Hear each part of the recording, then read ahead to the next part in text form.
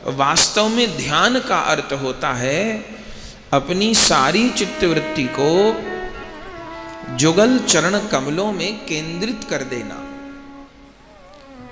अगर हम आप जुगल चरण कमल में अपनी चित्तवृत्तियों का निवेश कर पाए, निरोध कर पाए, तो क्या होगा? तो सहज ध्यान बनेगा। और चरण कमल में अपनी वृत्ति को निरोध नहीं किया तो कितने आंख बंद करके बैठ जाओ, विश्वामित्र जी से बढ़िया ध्यान तो कोई नहीं लगा सकता। कितना भारी तप, लेकिन क्या हुआ साहब? जरा सी मेनका आई, लटके झटके दिखाए, सब लिखा है। क्या हो गया? इतने बड़े महात्मा विश्वामित्र, इतने संयम, इतने नियम, छोटे मोटे महात्मा नहीं है। श्री राम जिनको गुरुदेव कहते हैं, उससे पूर्व की बातें हैं, श्री राम लीला से पूर्व की, पर हैं तो विश्वामित्र जी की। कितना कठिन तप, कितना कठिन तप। भोजन छोड़ दिए, नींद छोड़ दिए, सारे विषय छोड़ दिए, और दोनों आंखों को बंद करके भ्रुकुटी के बीच में ध्यान लगा रहे हैं, निरंतर जप कर रहे हैं मंत्र का। लेकिन जरा सी किसी बात से विक्षेप हो गया। कोई अप्सरा आई, नाची, जरा कुछ विषय की वस्तु सामने आ गई, और वो इतना ध्यान, मिनटों में जैसे कोई रेत का मकान बनाए वो गिरता है, ऐसे विश्वामित्र जी का ध्यान छूट गया। तो ऐसा क्यों हुआ? उनको छोटा नहीं बता रहे, आचार्य लोग लीला करके दिखाते हैं क्यों हुआ। एक कारण है कि उनका ध्यान ब्रह्म में स्थित करने के लिए था।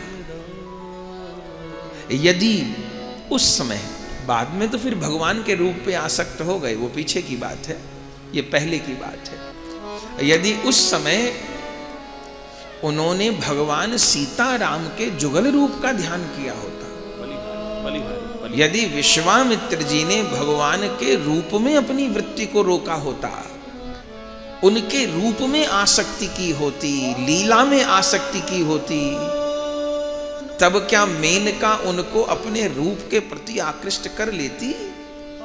नहीं। अरे मेनका नहीं, करोड़ों मेनकाएं आ जाती, बाल बांका नहीं कर पाती। इसलिए योग मार्ग की समाधि और इस प्रेम वाले मार्ग की समाधि में अंतर है। योग मार्ग में क्या है? भोजन छोड़ देंगे, बहुत आहार को संयमित करेंगे, वो तो बहुत अच्छा है, स्वास्थ्य की दृष्टि से बहुत अच्छा है।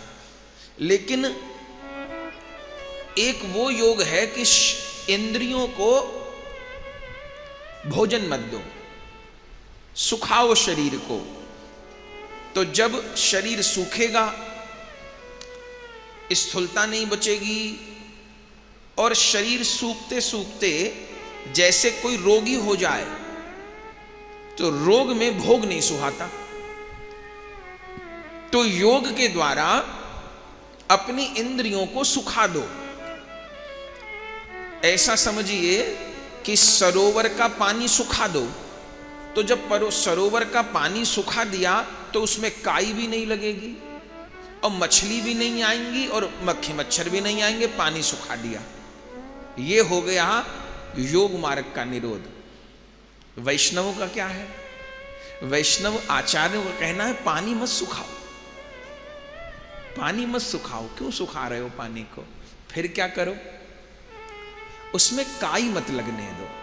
एक तो प्रतिदिन सफाई करो, फिर क्या करें? उस सरोवर में गंदा दिखाई पड़ता है, अरे उस सरोवर में थोड़ी केसर डालो, उस सरोवर में पुष्प छोड़ दो, एक सुंदर ठाकुर जी की नौका लाओ, नौका में प्रिया प्रीतम को बिठाओ, सरोवर में नौका विहार करवाओ। बोले फिर मछली तो रहेंगी, वो मछली भी फिर लीला में सहयोग करने वाली हो जाएंगी। वो जो फूल है, अरे उस पे भंवरा आ रहे थे, भिन भिन करते थे, फिर जब उस सरोवर को यमुना जी मान लिया और उसमें नौका विहार कराया तो क्या हुआ, फिर वो जो भंवरा आ रहे हैं उन भ्रमर को देख के भी लीला का उद्दीपन होगा। वो सरोवर की मछलियां भी लीला में सहयोग करने वाली हो जाएंगी।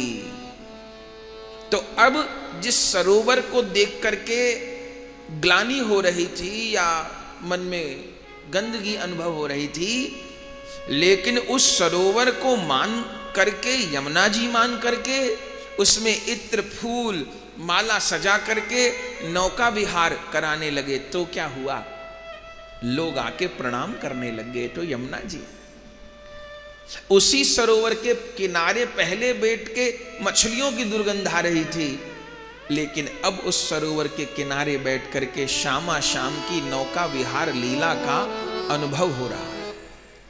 ये अंतर है। योगी का कहना है मन के विषय को सुखा दो, फिर क्या होगा, जब इंद्रियों के विषय सूख जाएंगे तो फिर ब्रह्म में मन लगेगा, विषयों से मन हट जाएगा। लेकिन इस भक्ति मार्ग का क्या कहना है, ना ना, इस शरीर को सुखाओ मत, इस शरीर को भगवत सेवा में लगा दो। तो विश्वामित्र जी योगाभ्यास के द्वारा आहार, निदिध्यासन, मनन, धारणा, ध्यान, समाधि, ये सारे नियम 100% पालन कर रहे थे, लेकिन इतने पर भी जरा सी कोई मेनका आई तो सब शून्य हो गया। लेकिन वही विश्वामित्र जी उस समय यदि ज्योति रूप का ध्यान न करके भगवान के साकार स्वरूप में अपने चित्त को अभिनिविष्ट किए होते, यदि सीता जी के सौंदर्य में मन को लगाए होते, श्री जी के सौंदर्य में मन को लगाए होते, तो मेनका क्या है फिर, कुछ भी नहीं। करोड़ मेनका आ जाए सब कूड़ा जैसा लगेगा। पर कब इस मन से रूप की आसक्ति दूर हो नहीं सकती, इस मन से अच्छा संगीत सुनने की, शब्द सुनने की आसक्ति दूर हो नहीं सकती। वो रहेगी जब तक ये देह है। बहुत शरीर के ऊपर हम लोग जोर लगा दिए, पहले तो जोर लगाना मुश्किल, पर कोई लगा दिया तो ऐसा समझिए कि जैसे कोई व्यक्ति हमें मारने आया और हमने पूरी ताकत लगा के उसको दबोच दिया, वो हमको नहीं मार पाया। तो कब तक नहीं मार पाएगा वो हमको, जब तक उसको पूरी ताकत लगा के दबोचा हुआ है, कब तक दाबे रखेंगे। हो सकता है ना किसी दिन थोड़ा बल हमारा कम हो, फिर क्या होगा, जिस दिन बल कम हुआ वो पलट के आगा पीछा सब बराबर कर जाएगा।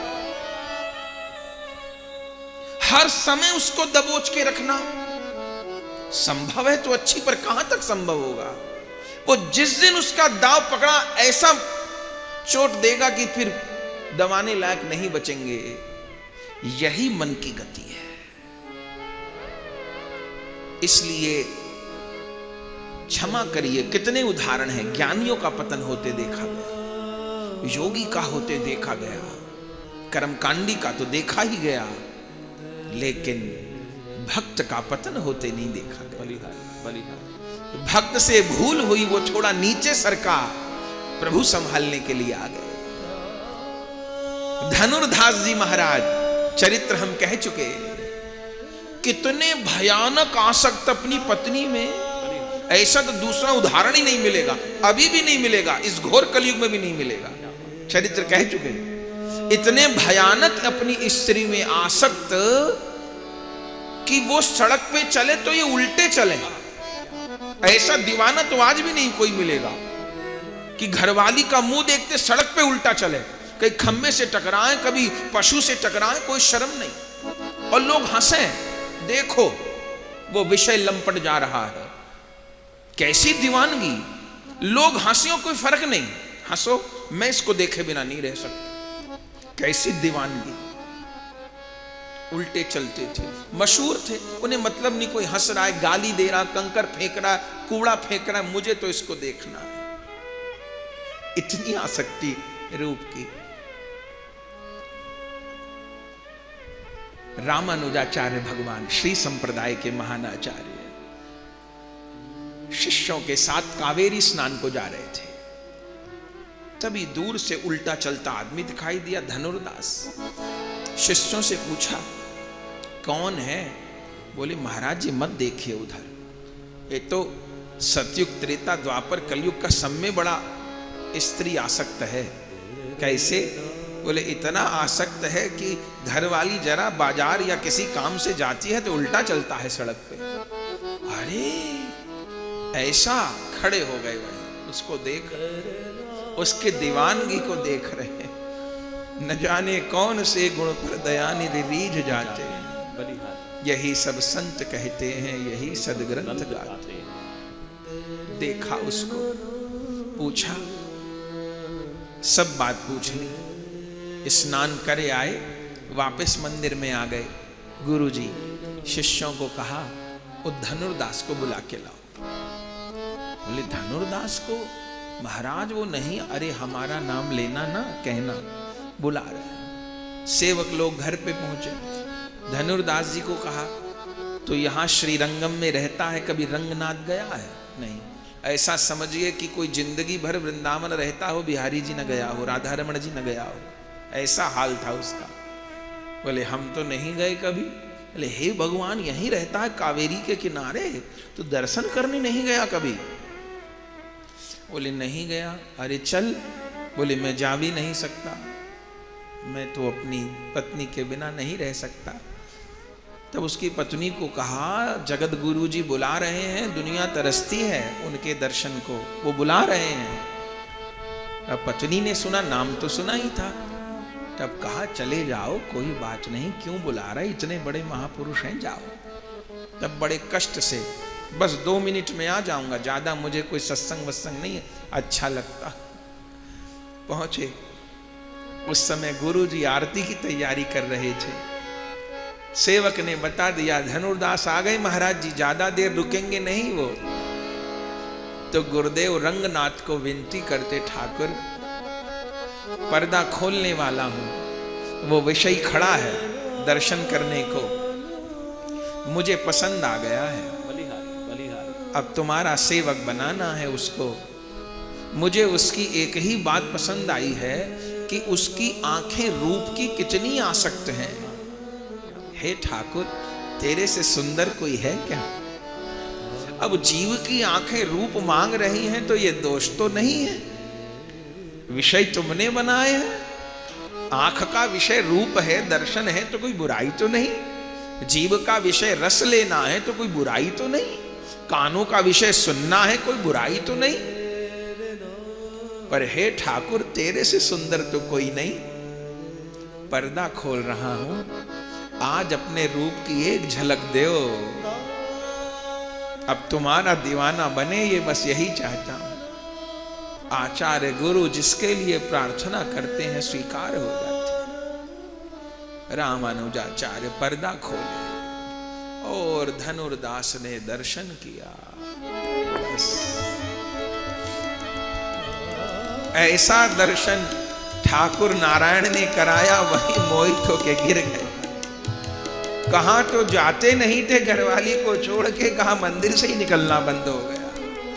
अब तो सवेरे से रात तक बस रंगनाथ रंगनाथ रंगनाथ रंगनाथ रंगनाथ। तो रामानुजाचार्य जी के महान शिष्य हुए, जबकि रामानुजाचार्य जी के सारे शिष्य ब्राह्मण थे। एक धनुर्दास ऐसे थे जो चौथे वर्ण के थे। पर धन्य है, कृपा तो जाति बिरादरी नहीं देखती, पर चरित्र तो हम कह चुके। पर यहां जो स्मरण करना है, फिर इतनी कृपा हो गई, ठाकुर का रूप इतना बस गया कि रामानुजाचार्य जी वृद्ध हो गए तो कावेरी स्नान को जाते थे तो सहारा लेके चलते थे। तो धनुर्दास के कंधे पर हाथ रखते थे। उनके विरक्त शिष्य बड़े बड़े आचार्य जिनको सारे वेद कंठस्थ थे, उनके कंधे पे हाथ रख के नहीं चलते थे, धनुर्दास के कंधे पर हाथ रख के चलते थे। सब लोगों को लगता था इसकी जात ना बिरादरी ग्रस्त, 4 दिन का चेला बना है, इतनी कृपा हो गई। पर कौन जाने क्यों कृपा हो रही है, कंधे पर हाथ धर के। क्या कहना, फिर चरित्र तो बहुत है उनका। पर जो कहना चाह रहे थे, एक तरफ विश्वामित्र जी हैं, निंदा नहीं कर रहे हैं, वो आचार्य हैं, उनको लाख बार प्रणाम है। पर आचार्य लोग लीला करके दिखाते हैं ना, जब तक भगवान के रूप में आसक्त नहीं हुए, जबकि सतयुग का शरीर है, जिस समय भोजन शुद्ध था, जलवायु शुद्ध थी, कोई कुसंग नहीं था समाज में, अश्लीलता नहीं थी, इतने संयमी, लेकिन और कोई महफिल के बीच नहीं थे, एकांत में बैठे जब तप कर रहे थे, तो भी एक मेनका ने विचलित कर दिया। और इधर कलयुग में धनुर्दास हुए, चौथा वर्ण, एक शब्द नहीं जानते शास्त्र का, भयानक रूप से पत्नी में आसक्त, लेकिन किसी वैष्णवाचार्य की कृपा हो गई, भगवान के रूप में आसक्त हो गए, तो नाभा गोस्वामी जी को चरित्र लिखना पड़ गया धनुर्दास का। सोचिए।